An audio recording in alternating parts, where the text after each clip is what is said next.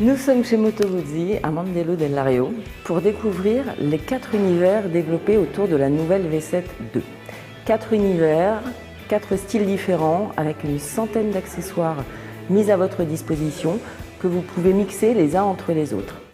Pour vous permettre de personnaliser votre V7, dont la version 2 est sortie début 2015, le constructeur de Mandello del Lario a créé la Moto Guzzi Garage.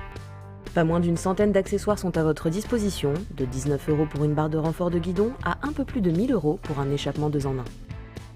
4 univers, imaginés par des préparateurs de la marque, vous guident dans votre inspiration. Mais vous pouvez bien sûr les mixer entre eux au gré de vos désirs. Configurez votre V7 sur le site Moto Guzzi ou directement sur motoguzzigarage.fr et choisissez votre concessionnaire pour recevoir les pièces et la préparer. Les accessoires s'adaptent à tous les millésimes de V7. Dayper, un goût de café racer avec demi-guidon, selle monoplace, réservoir chromé, rétroviseur en bout de guidon, plaque numérotée. La Dark Rider, ambiance bad boy avec selle monoplace allongée, demi-guidon chromé, réservoir, garde-boue, flanc alu et saut de vent noir. Scrambler, grande tendance du moment avec échappement 2 en 1 en position haute, pneu à crampons, repose-pied off-road, porte-bagages noir, garde-boulon, barre de renfort du guidon, selle matelassée, plaque de numéro satiné. Legend, interprétation du modèle Alce des années 1940 avec peinture vert olive ou camouflage, barre de renfort du guidon, échappement 2 en 1, support pour les sacoches en cuir gold, porte-bagages, pneus à crampons, selle matelassée. Voici donc la V7 II customisée avec les accessoires du Moto Guzzi Garage façon Legend. Alors pourquoi Legend? Tout simplement parce qu'elle s'inspire du modèle Alce, Alce qui en français veut dire élan, et qui était produite entre 1939 et 1945 pour aller partout.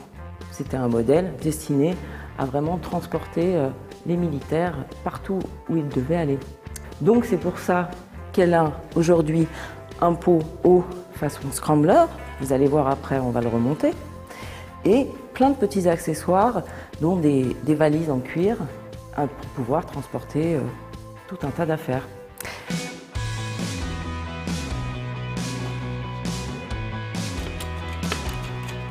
C'est là.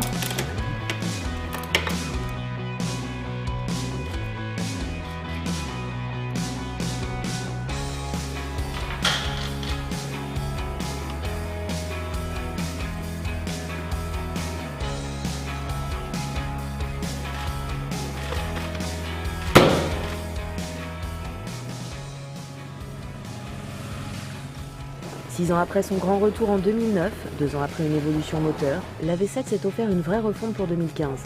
Ce n'est pas pour rien que Moto Guzzi l'a baptisée V7 II.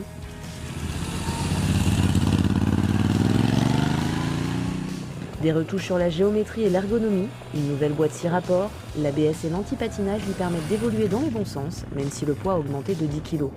Pas besoin de toucher à son moteur. Le bicylindre 2 soupapes injecté et refroidi par air, avec l'ondulation caractéristique de son architecture, est suffisamment généreux à mi-régime avec ses 35 kW pour réjouir les amateurs de néo-rétro.